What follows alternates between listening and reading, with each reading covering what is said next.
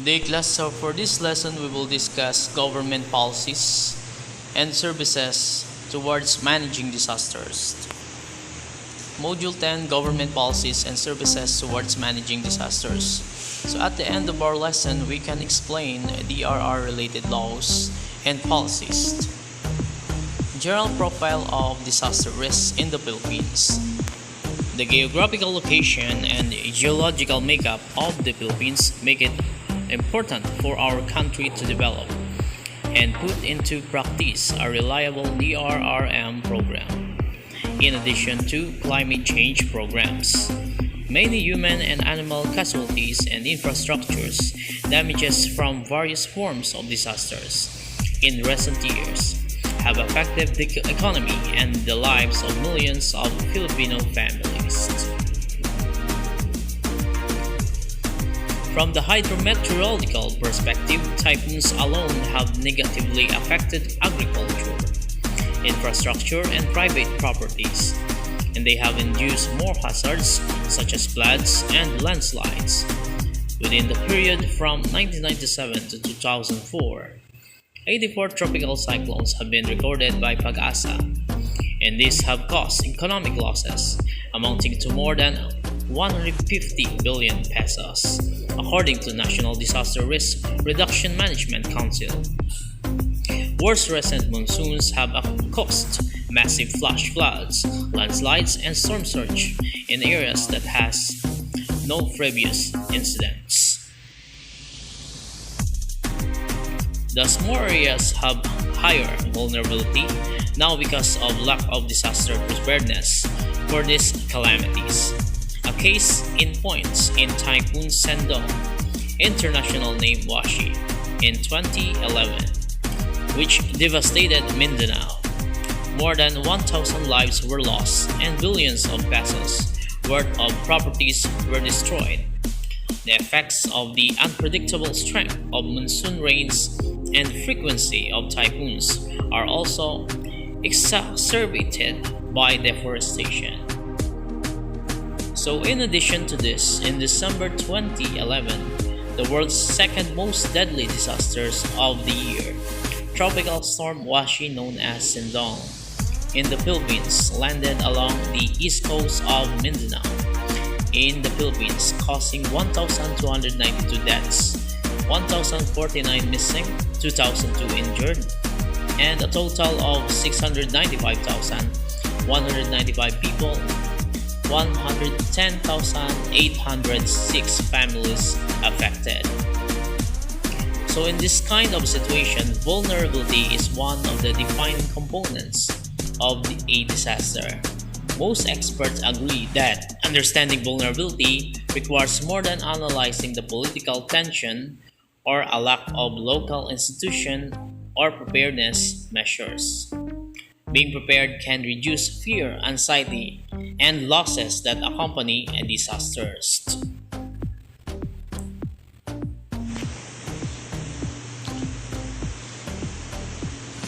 From the geological point of view, the Philippines experience disasters from earthquakes and volcanic eruptions. But these disasters are not as massive and devastating as those generated by typhoons. Within the past 25 years, at least 5 destructive earthquakes were recorded by peoples, among which are the 1990 Luzon earthquake and Moro Gulf tsunamis. Again, hazards lead to disasters only if vulnerability and exposures remain high. Communities are considered highly vulnerable if these are located in hazard-prone areas. This is why disaster plans need to be seriously considered and implemented at once. So in addition to this, implementing building codes, insurance and social protection, emphasizing economic diversity and resilient livelihoods, knowledge and awareness raising, and a proper preparedness measurement may lower the risk of hazard in a high vulnerability place.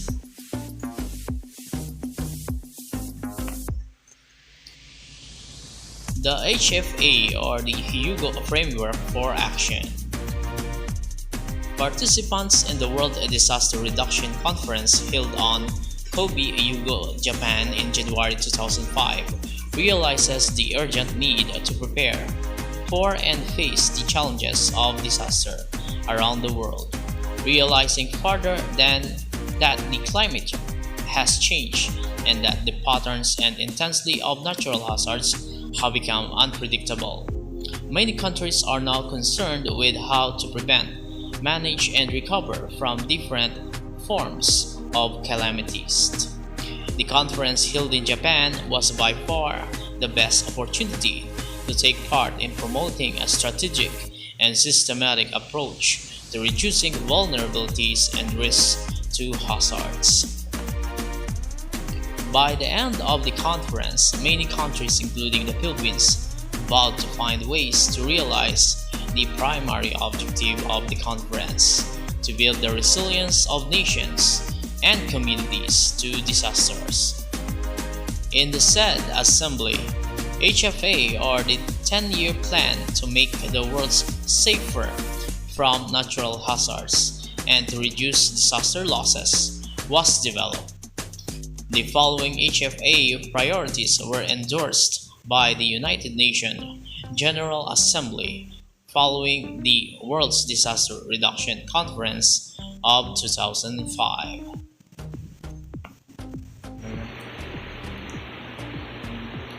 The Hyogo Framework for Action. General Objectives. Primary Action Number 1. Ensure that disaster reduction is a national and local priority with a strong institutional basis for implementation. Next, identify, assess, and monitor disaster risk and enhance early warning. Next, use knowledge, innovation, and education to build a culture of safety and resilience at all levels. Next, reduce the underlying risk factors. And lastly, strengthen disaster preparedness for effective response at all levels. So in addition to this, the Hyogo Framework for Action, or HFA, was the global blueprint for disaster risk reduction efforts between 2005 and 2015.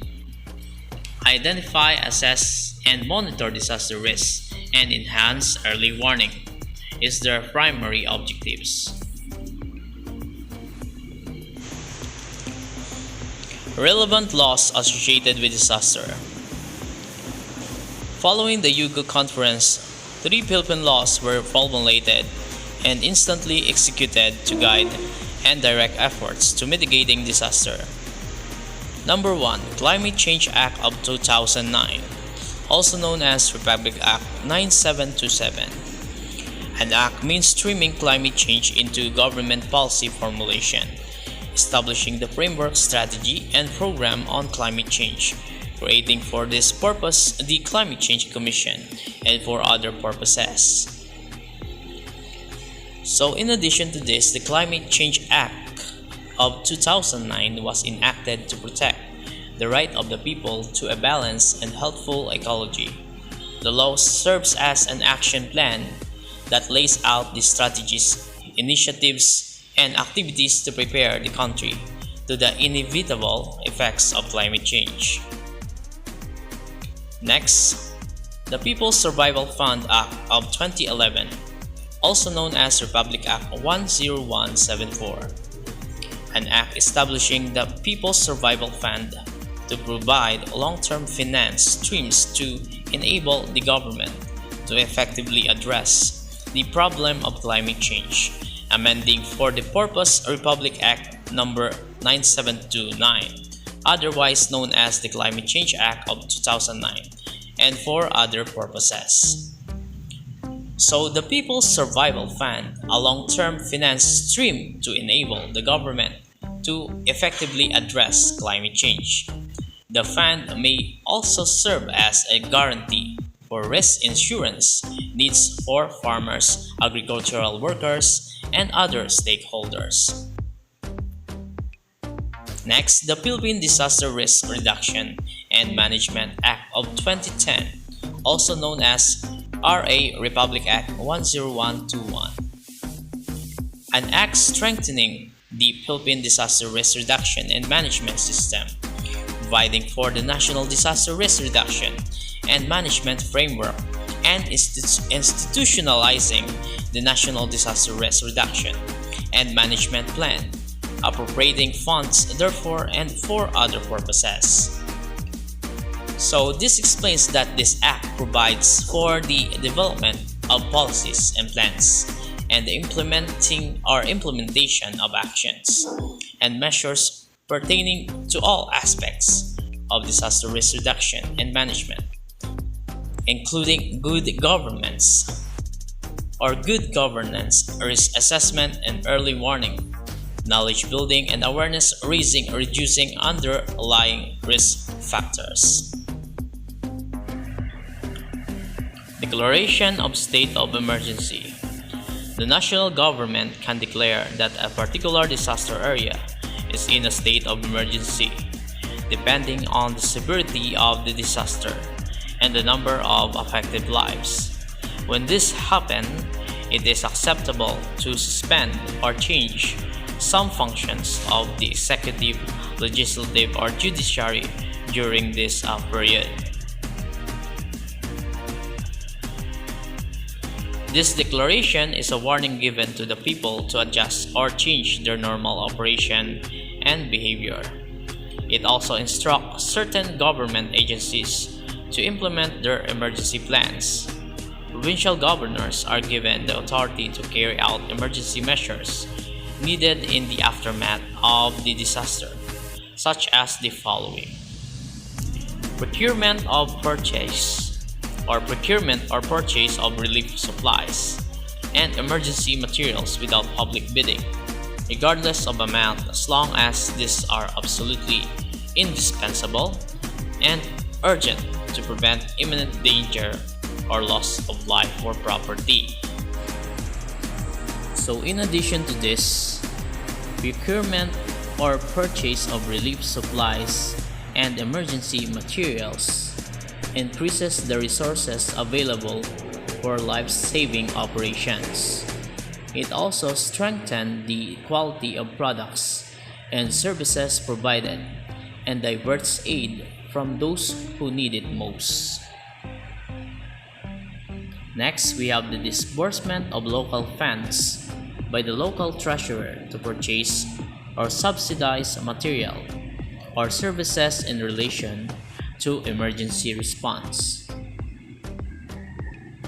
So in addition to this, a disbursement is a form of payment from public or dedicated fund.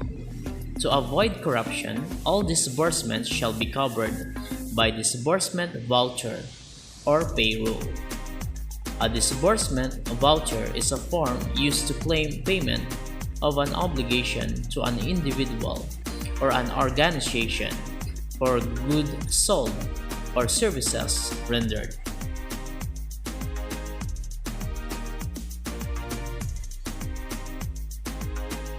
It should be also noted, though, that the declaration cannot be used as an occasion for the local government to conduct search, seizure, arrests without warrants, and other political moves, considering that the entire area is in a helpless situation.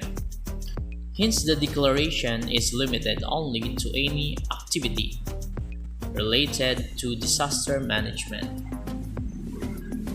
So, in a state of emergency, it is a situation in which a government is empowered to be able to put through policies that it would normally not be permitted to do for the safety and protection of their citizens. A government can declare such a state during a natural disaster, civil unrest, armed conflict, medical pandemic or epidemic, or other biosecurity risk.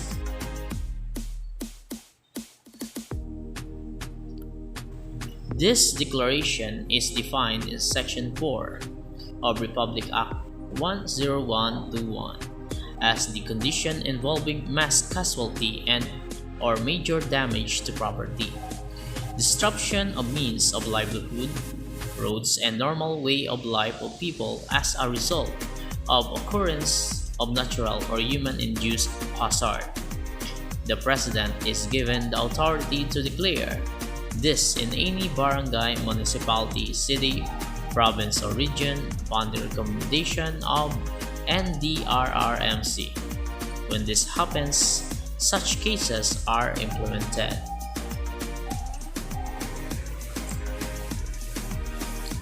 So in addition to this, the state of calamity in the context of disaster management in the Philippines refers to a status that could be declared in the whole Philippines or the certain localities in the country in response to a destructive natural or man-made disaster.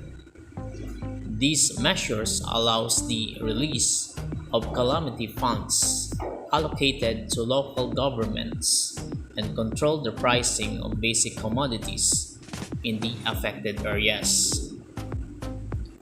In declaring a state of calamity, the National Disaster Risk Reduction and Management Council, or the NDRRMC, shall recommend to the President of the Philippines the declaration of a group of barangays, municipalities, cities, provinces, and regions under a state of calamity, and the lifting thereof based on the criteria set by the NDRRMC. The President's declaration may warrant international humanitarian assistance as deemed necessary. A state of national calamity is effective until the President lifts the same.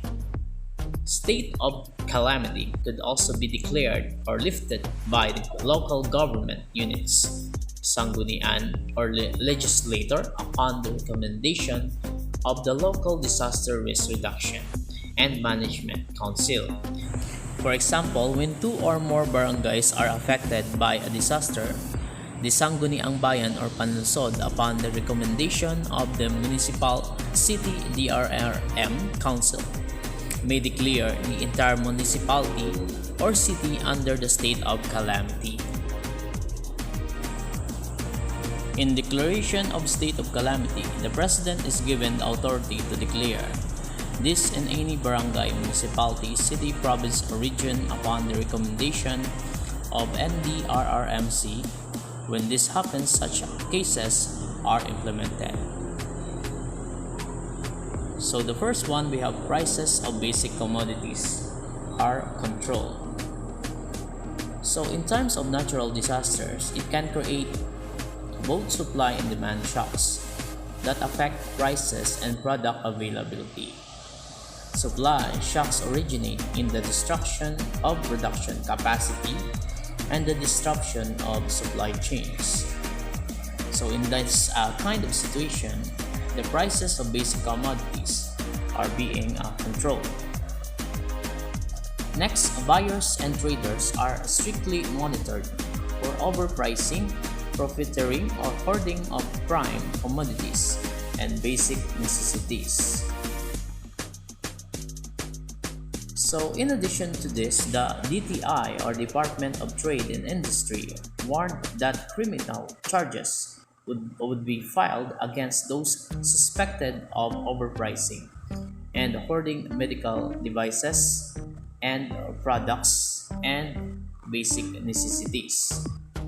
For example, under the Consumer Act or Republic Act number 7394, overpricing may be considered as an unfair and a practice that involves taking advantage of consumers in this time of disaster. The Price Act or Republic Act number 7581 also considers this act as an act of profiteering. Next, we have the adjustment of budgets or funds done to repair and safety upgrading of public infrastructures and facilities. So adjustment of budgets and refund based on the repair and safety of upgrading public infrastructures and facilities also includes emergency repairs and permanent repairs. Only repairs to roads and bridges on the federal aid highway system that have suffered damage during a declared disaster or catastrophic failure are eligible for disaster assistance. Next, government financing or lending institution grant no interest loans to the most affected section of the population. So, for example, the barangay utilizes 5% calamity fund.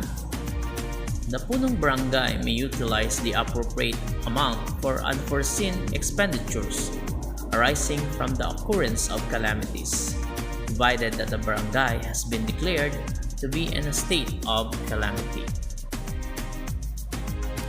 Another example is from the Memorandum Circular Number 59, directing all government financial institutions to grant a moratorium on loan payments of and extend interest-free loans to individuals and entities affected by the calamity.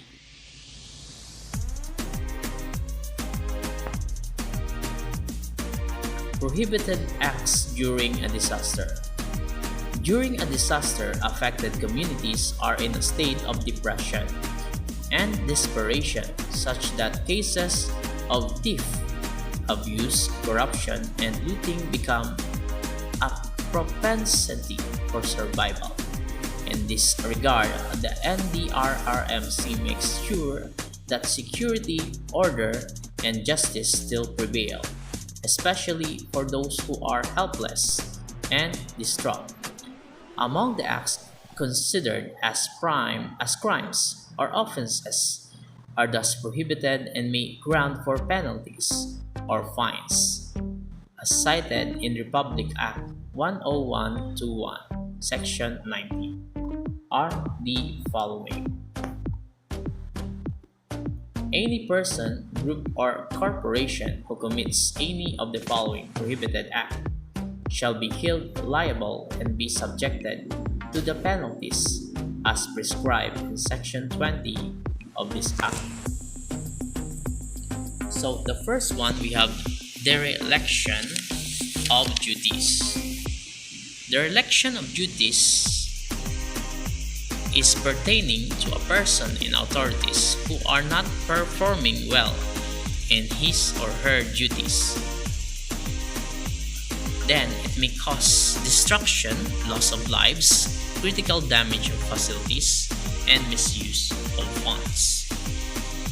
Next, preventing the entry and distribution of relief goods in disaster-stricken areas, including appropriate technology, tools, equipment, accessories, disaster teams, and experts. These are also prohibited.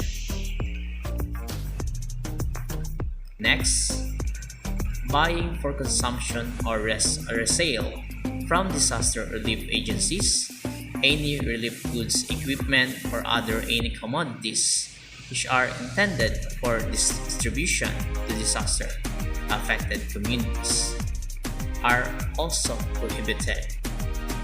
Next, buying for consumption or resale from the recipient, disaster affected person, any relief goods, equipment, or other commodities received by them are also prohibited. Next, selling of relief goods, equipment, or other aid commodities which are intended for distribution to disaster victims are also prohibited. Next, forcibly seizing relief goods or not giving the relief goods, equipment, or other aid commodities intended for or consigned to a specific group of victims of or relief agency are also prohibited.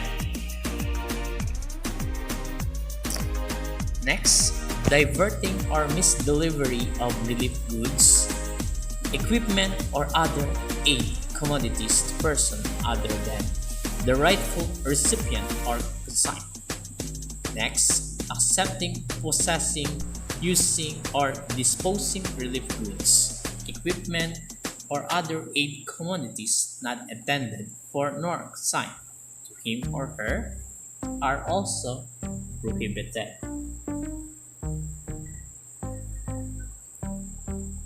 Next, substituting or replacing relief goods, equipment, or other aid commodities with the same items or inferior, cheaper quality are also prohibited.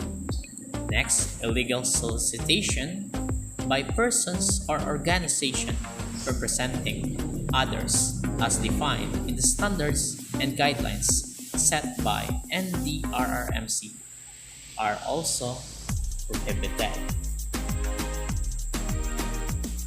Next, deliberate use of false and inflated data in support of the request for funding relief goods, equipment, or other aid commodities for emergency assistance or livelihood projects.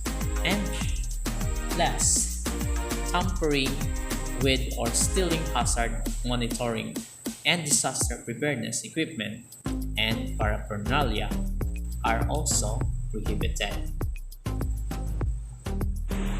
So this explains that the prohibited acts have an objective to guard the relief aid intended to the victims of disasters and calamities by reporting all cases that involve selling and buying of the department relief goods.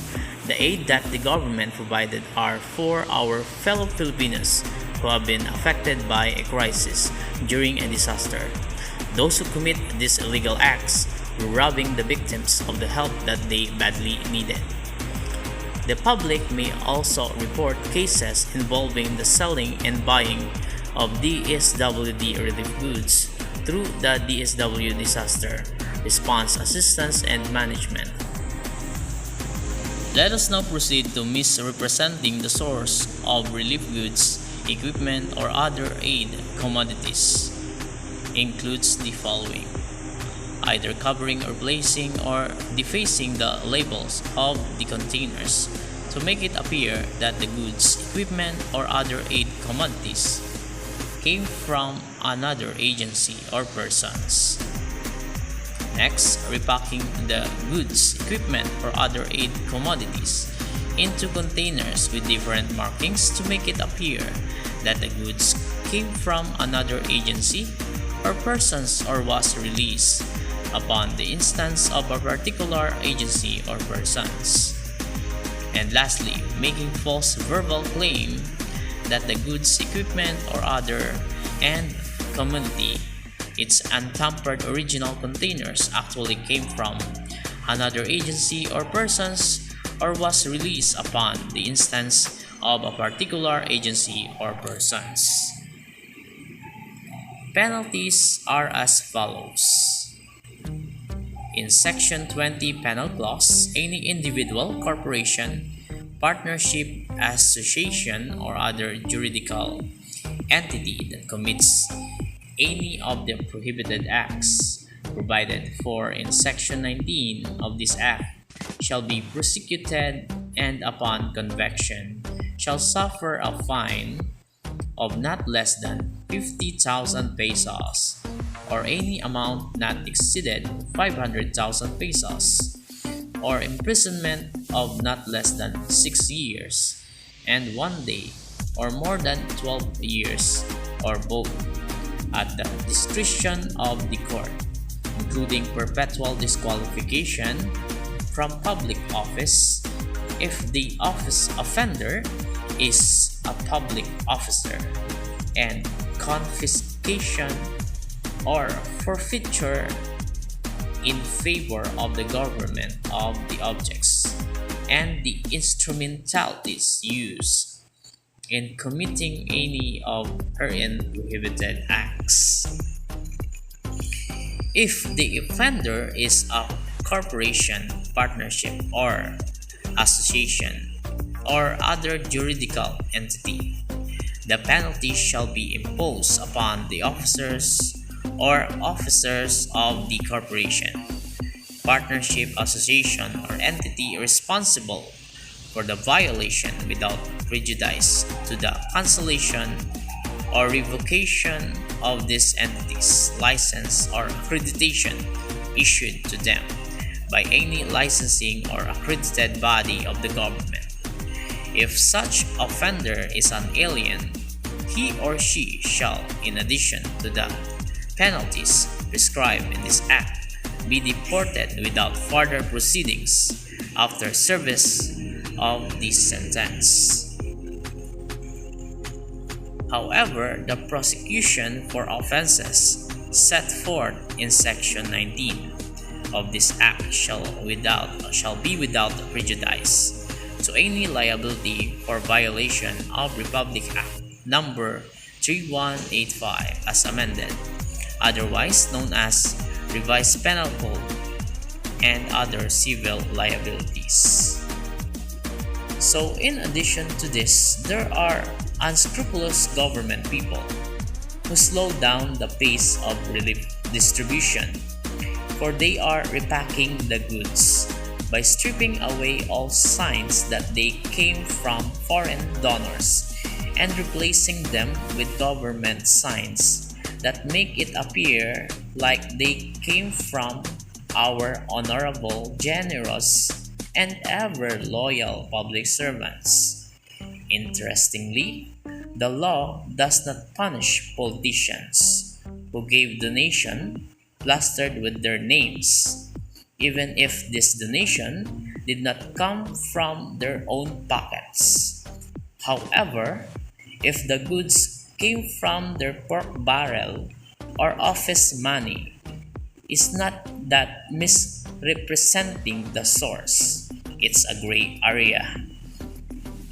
And the lawmakers made it that way. Still, with this law, it is time to show politicians enough is enough.